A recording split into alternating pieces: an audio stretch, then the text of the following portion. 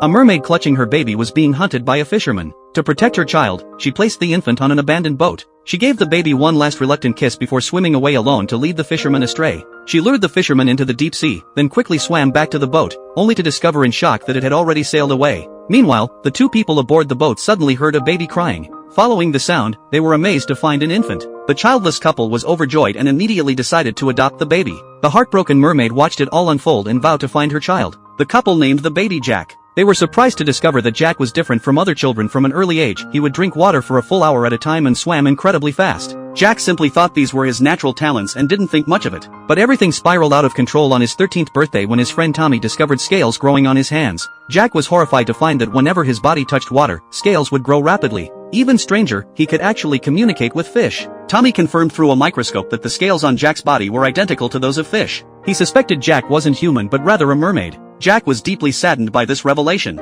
He went to his adoptive parents to ask about his origins, but they insisted he was their biological child. Jack had no choice but to go to the faucet and wet his arm with water. Scales instantly covered his entire arm. Seeing the undeniable proof, his adoptive parents finally told him the truth. Curious for answers, Jack went to the waters where his parents had found him. Unexpectedly, fins suddenly sprouted from his arms and his legs transformed into a fishtail at a visible speed. Before he could react, he was captured by a fisherman who had been lying in wait. To his shock, this fisherman was Tommy's father. At that moment, Jack had no idea that Tommy's father was the same man who had hunted his mother all those years ago.